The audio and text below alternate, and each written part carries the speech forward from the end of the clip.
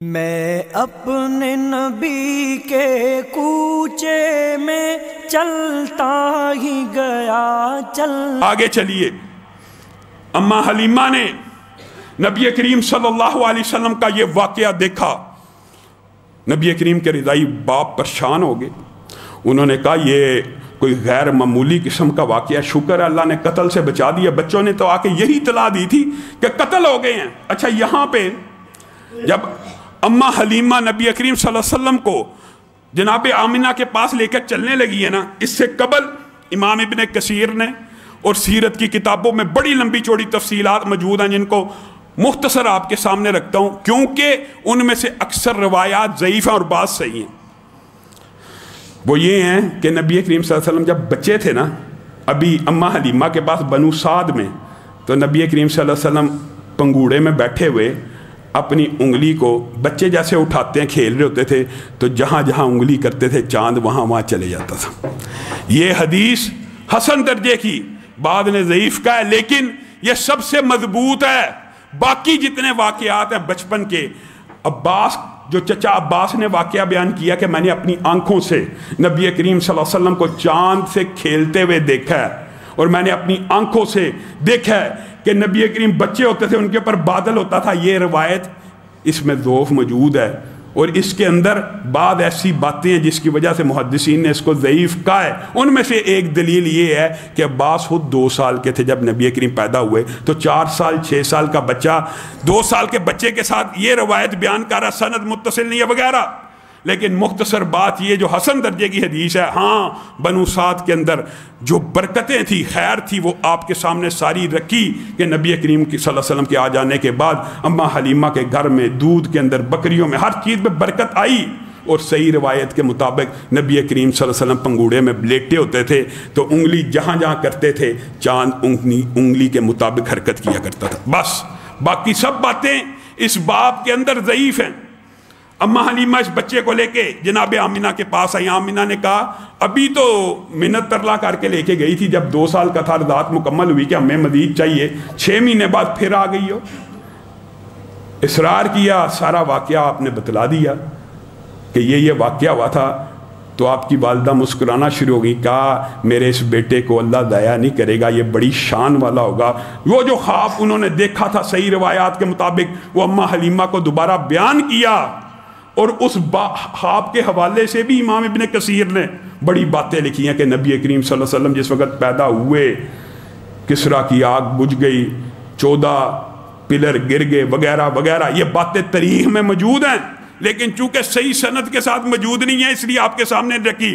حسان ابن ثابت نے خود کہا میں نے اپنی کانوں سے سنا ہے نبی کریم صلی اللہ علیہ وسلم کی آمد سے قبل، اعلان نبوت سے قبل میرے کان میں یہ آواز آئی، کسی یہودی نے یہ ندا دی تھی کہ آج احمد پیدا ہو گیا اور آج احمد کا ستارہ طلوع ہو گیا۔ سارے مذاہب میں نبی کریم صلی اللہ علیہ وسلم کے آنے کی پیشین گوئیاں موجود تھیں۔ یہی وجہ ہے، یہ بھی بات یاد رہی۔ لوگ سمجھتے ہیں اسلام شاید صرف تلوار کے بل پہ پھیلا، شاید صرف اخلاق سے پھیلا، نہیں، پیشین گوئیاں ہر مذہب میں موجود تھیں، ان کے علماء نے پہچانا، اور اس طرح تیزی کے ساتھ اسلام ایک وقت میں نبی کریم صلی اللہ علیہ وسلم کی نشانیوں کو جیسے جیسے دیکھتے گئے، پہچانتے گئے، اسلام قبول کرتے گئے۔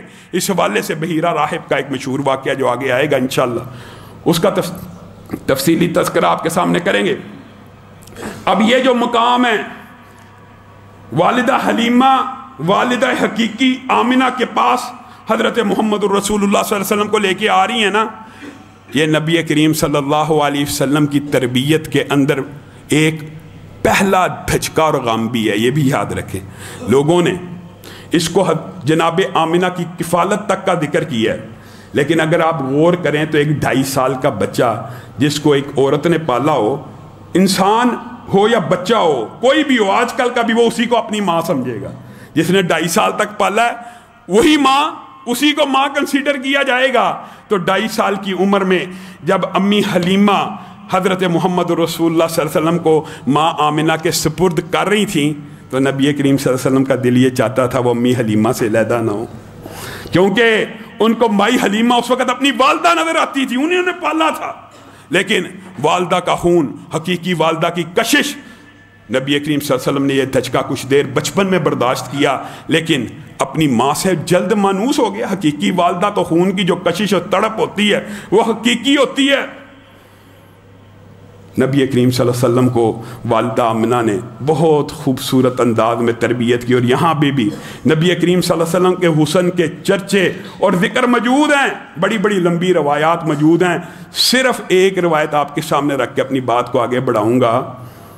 عبداللہ ابن رواحہ نے یہ بات کہی تھی، اللہ کی قسم اگر نبی کے اوپر نبوت نازل نہ ہوتی، اگر جبریل امین نہ آتے، اگر ان گنت معجزات نہ بھی اترتے، اگر قرآن نہ بھی اترتا، اگر چاند 2 ٹکڑے نہ بھی ہوتا، اگر ہم نے اپنی آنکھوں سے 12 ندیاں 12 انگلیوں میں سے جاری ہوتے نہ دیکھی ہوتی، اگر ہم نے اپنی آنکھوں سے کھانے کو بڑھتا نہ دیکھا ہوتا، اگر ہم نے اپنی آنکھوں سے روٹی کو 20 40 لوگوں میں تقسیم ہوتے نہ دیکھا ہوتا، تب بھی نبی کریم صلی اللہ علیہ وسلم کا چہرہ اتنا خوبصورت تھا کہ جس سے یہ توقع نہیں تھی کی جا سکتی کہ آپ جھوٹ بولتے ہو۔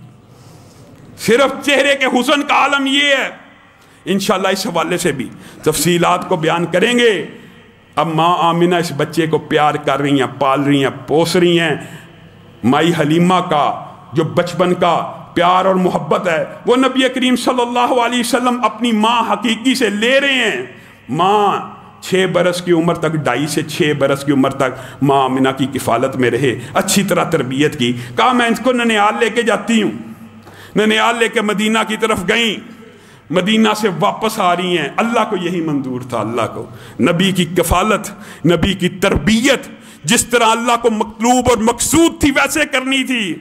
ابوا کے مقام پہ پہنچی ہیں، وہاں سے ملک الموت آ گیا، ماں کی روح کو قبض کر لیا۔ بچہ 6 سال کا، عمر 6 برس، ماں کی روح بچے کے سامنے قبض کر لی گئی ہے۔ ام ایمن ساتھ ہیں، بعض روایات کے اندر دادا عبد المطلب بھی سفر میں ہمراہ تھے۔ وہاں پہ فیصلہ یہ ہوا کہ ان کی میت کو مدینہ ٹرانسفر کرنے کی بجائے ہم سفر میں ہیں، صحرائی لوگ ہیں، یہ جہاں پہ فوت ہوئی ہیں ابوا کے مقام پہ یہاں پہ ہی دفن کر دیا جائے۔ اب 6 سال کے بچے کو کیا پتا کہ ماں زندہ ہے، فوت ہے، ساتھ جانا ہے نہیں جانا، بس کفیات دیکھ رہے۔ نبی کریم صلی اللہ علیہ وسلم وہ کفیات عمر بھر بیان کرتے رہے۔ اور کیا دیکھا؟ ایک گڑھا کھد رہا ہے، ان کی ماں کو اس گڑھے میں ڈال دیا جا رہا ہے۔ ام ایمن بیان کرتی ہیں میں محمد صلی اللہ علیہ وسلم کو اس قبر سے کھینچتی، آپ دوڑ کے اس قبر کی طرف بھاگتے کہ مائی حلیمہ کے بعد، مائی حلیمہ کی جدائی کے بعد امی آمنہ کو میں یہاں پہ چھوڑ کے نہیں جاؤں گا، آپ مجھے اس قبر سے دور اور جدا مت کیجئے۔ ام ایمن کہتی ہے میں گھسیٹتی، محمد صلی اللہ علیہ وسلم پھر قبر کی طرف دوڑتے، ہم نے بڑی مشکل کے ساتھ اس کے اوپر مٹی کو ڈالا۔ اسی لیے نبی کریم صلی اللہ علیہ وسلم نے اپنے صحابہ کو مخاطب ہو کر ایک مرتبہ یہ بات کہی تھی کہ میں کچھ دیر کے لیے یہاں جانا چاہتا ہوں۔ ابوا کا مقام آیا، نبی کریم صلی اللہ علیہ وسلم والدہ کی قبر کے اوپر بیٹھ کے زارو کتار رونا شروع ہو گئے، اتنا روئے کہ صحابہ کی ہچکیاں بند گئیں۔ صحابہ نے کہا آج آپ نے جس طرح گریہ داری کی ہے، جس طرح آپ کے آنسو جاری ہوئے ہیں، آپ امت کے نبی ہیں، کیا آپ بھی روتے ہیں؟ کہا ہاں میرے میں بھی دل ہے، میں بھی